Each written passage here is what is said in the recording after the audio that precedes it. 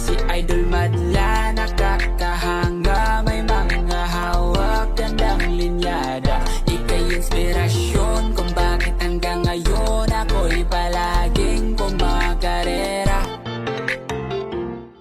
Para makompleto na yung pairing natin na gagamitin pang one loop race, ito may gagamitin tayo dito, Imbrek Cross Masili, mga kalapatid. So ito, full sip to nung nagtakloban natin.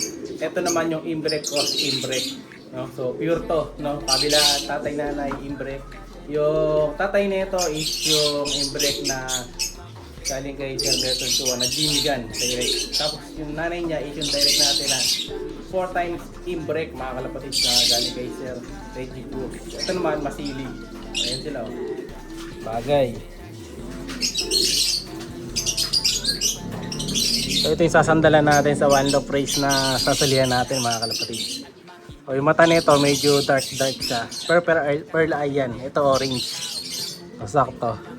Mili red saka isang red bar. Ganda nito. No? So iting ko kompleto sa pairing natin ngayon. Actually pinagpares ko yung mga to kagabi pa. Kasunod nung sa video natin kahapon. Pinagpares ko na. So nagdagdag tayo ng ilang pair dun sa harap. 2 pairs dun sa harap. Tapos dito another 2 pairs. Ayan. Against the light tayo. Ang init eh. Ayan. Tirik na tirik ang araw kasi hapon. Time check 4:22. So ito naman sa kabila. Meron tayong dalawa pa dito. Japan Cross Stitch naman, mga kalapatids. So yung Japan na to, ayan, yung galing kay Sir Bench. Cross dun sa Stitch ni Parekoy Idol EA. Ayan. So match yan yung dalawa na yan. So Japan Stitch.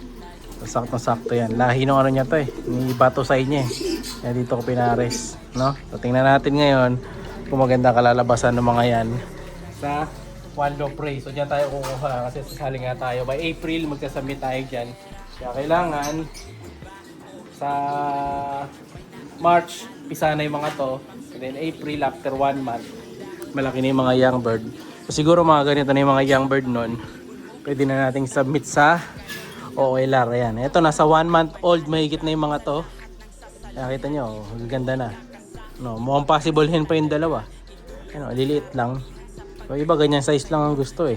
So gatong edad pwede na submit sa one loop race. So ito ending birds natin yan, yung dalawa na yan. So ito pwede rin yung dalawa na yan. Ayan, oh. Meron na ako ibang young birds dito eh.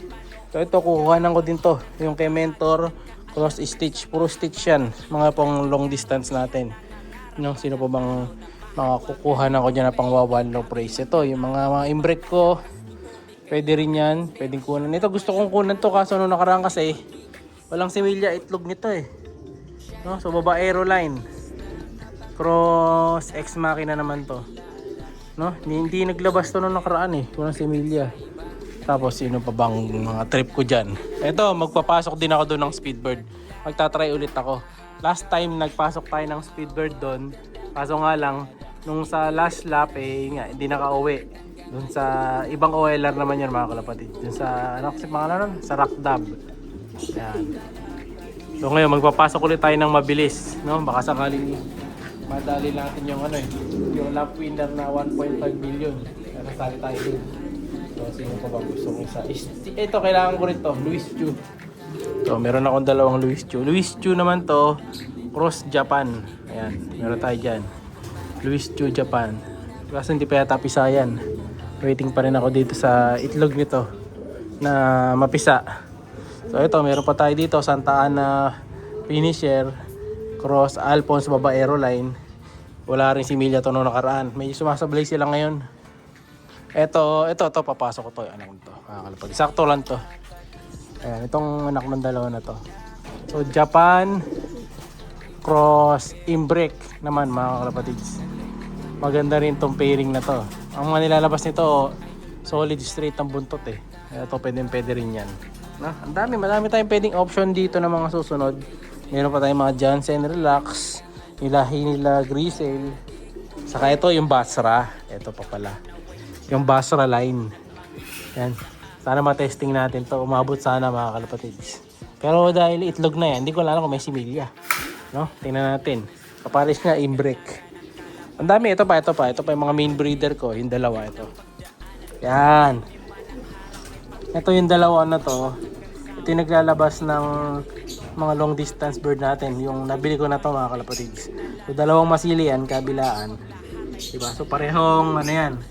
Galing ng Santa Ana, yung isa finisher, yung isa clacker. And then pang 32nd overall pa yan sa ranking. Overall. Kaya solid to yung babae natin na to. Oh, yung anak na yan, ito, pwede rin itong masama sa OLR kasi medyo malaki na eh. Maiiwan yung iba niyang kasama. Kung malamang maiiwan tong batch na to. Pwede tayo muna kukuha dyan. Yan. Ito. Dito pwede sana. Pang one low praise. Ang problema, yung isa nagkabulutong kasi siya. Ayan o. Bulutong sa ilong. Alam ko bawal yung may bulutong doon. Pero na ano, na tutuyo naman din agad dyan. No? Babaksin ko na rin to once na winalay natin. So dito naman sa atin, once na inalis ko dito sa mga breeder natin, matik, inaano ko na, binabaksin ko na kagad. Ito pa, dalawa oh. Ito, pang main breeder ko din to. Yan, inbreak ulit. Cross Championship, PHA bird naman. Buti pa to, wala yatang bulutong. Ito, walang bulutong, mga bata na to. No, bata pa nito, umitlog kagad yung nanay eh. Ano ka na boy? Yan. Malalaki naman yung anak. No, ito pa isa. Japan Opal cross Japan Opal. Inbreed to. Pero pangkukuha na ko to pang stop bird. Yan, dahil nagpaparami nga tayo ng Japan, di ba? Tumuha nga itlog na yan. Ito pa, yung Reggie Cruz cross dun sa... Ayun naman pinaris yung Reggie Cruz. Ah, sa Stitch din. Stitch din kaparis niya. Ayan oh. Yung paring freeway. So yun ang mga magiging pairing natin para sa darating na ano na OLR sana lumusot yung mga warriors natin. So kailangan ko dyan ng at least kailangan ko ng mga 20 warriors. Ang dami. No? Actually lahat pwede natin kuhanan yan. Ito meron pa ako dito. May ako sa line ng dalawa na to. Kalimutan ko yung line nito ah. Yung lalaki, Japan. Tama. Japan to. Ito, BGQ. So, pwede rin yan. Madami naman akong pares dito. Ito pa. Yung auction winner ko. Cross Inbreak. Yan. Ito, auction winner na to mga kalapatids. Nanalo sa auction yan sa South Race. Kaya pwede rin yan. No? Ang dami tayong ibon dito pwedeng pagkunan. Kaya lang, mahirap mamili. No? Kasi yun yung mapipiliin natin. Pwede yan kukunan ko tig-tigisang line. Hindi lang pair ko. No? So ito, meron pa tayo dito. Inbreed nung 699 line. Nasa pang-breeder ko tong dalawang young bird na to eh. Ayan o. Kakabulutong lang sila kasi maano na naman, malamok na naman. Kaya maglilinis-linis na ulit ako ng kulungan. Tapos isprayan ko ng bumalatayon para hindi makapasok yung lamok. No? Ito, meron pa tayo dito. Pure Taiwan bird naman mga kalapatids. Ayan. Pero pang ano ko to eh. Alagay ko sa old lock to. So, isa natin. Ayan. So bali yung batch lang na mapipisa. Yun yung isasali natin. Yung batch na lalabas susunod. No? So update ko na lang sa pairing natin. Yung mga pinares ko sa kabila, alos nagpares naman na. Ito na lang iba yung hindi pa. Ito kasing inbreak natin na Reggie Cruz. Ayan. Ayan. Medyo sumasablingan sa similya to kasi nga medyo matanda na rin. Kaya hindi na natin siya nagagamit, no? So may kapari siya diyan matanda. Pero papalitan ko to sakali. Pagka hindi pa rin nagbuga, lilipat natin.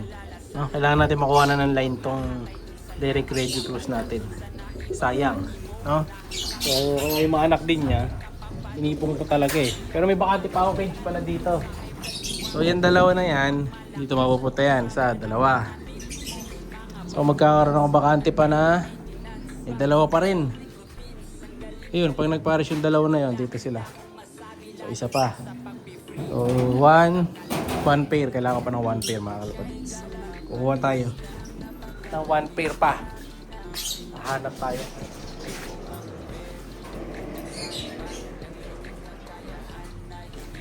Pwede ko nang subukan mga kalapatids yung off color ko dito. Yan. Tingnan natin kung sino yung mapipili ko dito. So it's either yon or yan. Pili kayo sa dalawa na to. Sino gusto nyo yung pares natin sa dalawa? Ayan, unahin natin.